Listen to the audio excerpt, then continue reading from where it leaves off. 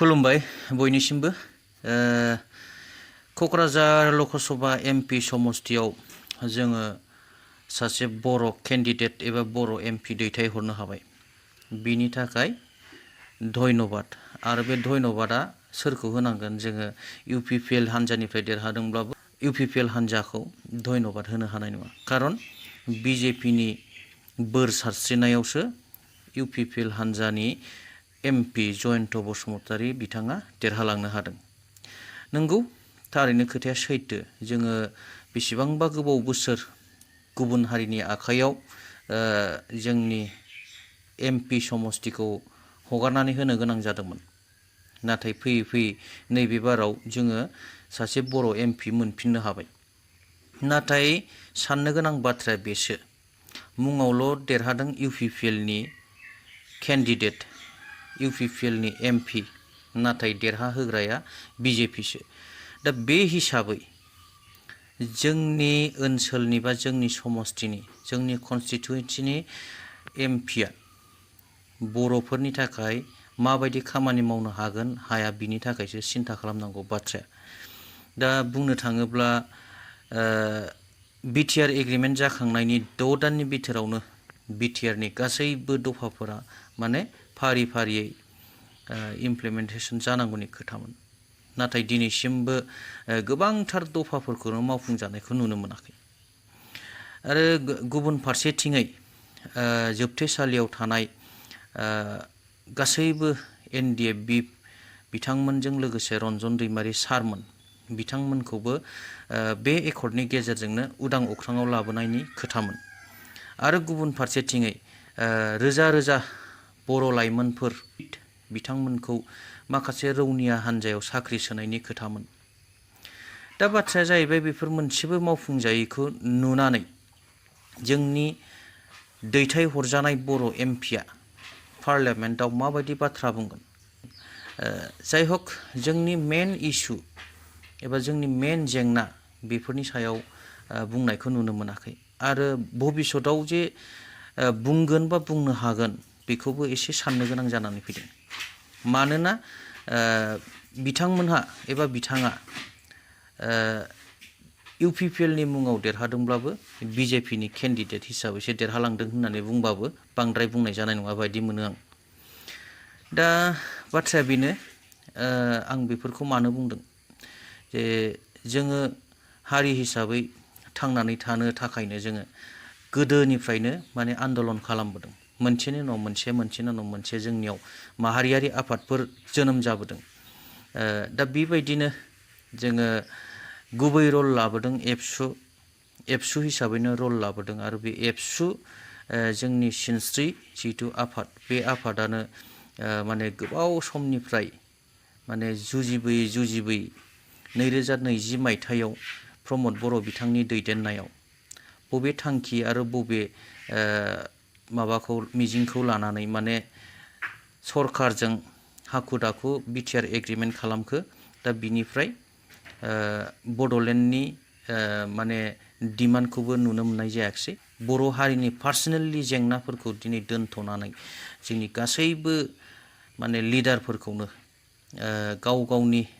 गादिनि थाखाय एबा गाव गावनि सुप्रिम पावारनि थाखायल' गोसो होनायखौ नुनो मोनबाय थानाय जादों। दा आं गोबांथार बुंलिया जोंना राजु नार्जारि बिथाङा माखासे खोथा बुंदों इउपिपिएलनि लिडार जे थांनाय 17 बोसोराव दाथ' 17 बोसोर जालिया 17 बोसोरनि बारलांबाय अब्लाबो राजु नार्जारि बिथाङा बे 17 बोसोर खोथाखौनो बुंबाय थादों। जाय हक बेखिनि समाव हाग्रामा महिलारिया मा मावबोदों मा मावबोआखै दा बेफोरखौ रुजुनानै नैबे दानि समनि सरकारखौ रुजुबाय थायो। दा थांनाय समफोराव हाग्रामा महिलारिया मा मावबोदों मा मावबोआखै होननानै बुङोब्ला जोङो मेगनजों नुनाय खोमाजों खोनानाय गोबां खामानिफोर मावबोदों जाबोदों माखासे समाव दावराव दावसिया जाबोदों आरो बेबो गाव हारसिङै गोसो जानानै जायाखै मानोना आखाइया थोंसेल' आखाइजों खबजाया बेवहाय जोंखौ थुनजलायनानै होग्रा एबा जोंनि गेजेराव खौसेथिखौ सोखावनो नागिरग्रा माखासे गेसाव मेलेमनि मानसिफोरनि फाव फान्दायनायाव बे जाबोदों आरो बेफोरबायदि लिडारा जोंनि बर'नि गेजेरावबो दंमोन जायफोरनाखि थासारिखौ गरम खालामनानै माने गुलाय गुजाय जाहोनानै रायजो राजाफोरखौ गोनो गोथो जाहोनानै माने बेफोरबायदिनो बिदा फंबायनि गेजेराव दावराव दावसिखौ लाबोदोंमोन बेयो नंखाय नङा आरो बिनि अनगायैबो बै समाव मा जाबोदों गोबां बर' लाइमोनफोरा साख्रि मोनबोदों जेरै थार्ड ग्रेड फर्थ ग्रेडनिफ्राय लानानै अफिसार लेभेलसिमबाबो साख्रिखौ मोनबोदों आरो बिएलटिनि मुङाव बिटिसि एकर्ड जानानै गोबांथार बारग'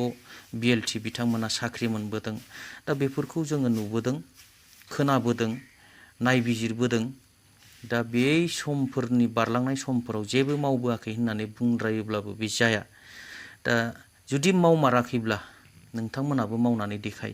नोंथांमोनजों रायजो राजाफ्रा अरायबो स्टेन्ड जागोन नोंथांमोना जुदि समाजनि हादोरनि हारिनि जुदि मोजाङै जुदि मावनो हायोब्ला मावनानै दिन्थिनो हायोब्ला नोंथांमोना गुबुनखौ बखिनाङा नोंथांमोनखौ ओरैनोब्लाबो मोजां मोनगोन नोंथांमोनहा मोजां खामानि मावनानै दिन्थियोब्ला गुबुना मा बुङो बुंबाय थाथों नाथाय नोंथांमोना मावनानै देखाय जोबथेसालियाव थानाय बारग' एनडिबिफोरजों लोगोसे रन्जन दैमारि सारमोनखौ लाबो जिहेतु बिटिआर सक्तिनि गेजेरजोंनो बिथांमोना गनायनि उदां अख्राङाव फैनायनि बाथ्रामोन रोजा रोजा लाइमोनफोरनो साख्रि हो आरोबाव गोबां डेभेलपमेन्ट इनफ्रास्ट्राक्चारफोर बानाय स्कुल कलेज लाबो बायदिसिना मोजां मोजां इनस्टिटिउसनफोर लाबो रायजो राजानो होफै अब्ला नोंथांमोनखौ माने रायजो राजाफ्रा ओरैनोबाबो मोजां मोनगोन नोंथांमोनहा गुबुनखौ बखिनानै गुबुनखौ बांसावनानै गावखौ मोजां मोनहोलायनांगौनि दरखारानो गैया मावनानै देखाय लाबो सेन्ट्रेल गभर्नमेन्टजों रायज्लायनानै लाबो स्टेट गभर्नमेन्टजों रायज्लायनानै लाबोनानै देखाय नाथाय जों दा मा नुनो मोनदों नोंथांमोना सेन्ट्रेल गभर्नमेन्टनि खाथियावबो जेबो बुंहैनो हाया स्टेट गभर्नमेन्टनि खाथियावबो जेबो बुंहैनो हाया बिथांमोनहा जेखौ बुङो बेखौसो नोंथांमोनहा मावो अब्ला जोङो नोंथांमोननिफ्राय माबा मोनसे मोजां फिथाइ मोनगोन होननानै जों मिजिंथिनो हागोन नामा दा बेनो आरो आं गोबांथार बुंनाय बायदि मोनदों जाय हक गोरोन्थिफोर बुंदोंब्ला निमाहा होबानो जाबाय नायनि बिदिब्ला राजु नार्जारि बिथाङा मा बुंदों पिएफनि 17 बोसोराव जोङो गावनि बर'नि सासेल' नायल' जाल' एमपिखौ खोमानानै लादोंमोन जों दा 3.5 बोसोरावनो बे गोमानाय एमपि जे दंमोन लकसभा बेखौ लाबोनानै होफैफिनबाय जों रायजो राजा दा रायजो राजाया बिसार खालामथोंसै जे 17 बोसोराव 10 बोसोर एमपि खोमाग्राफोरनो भट होगोन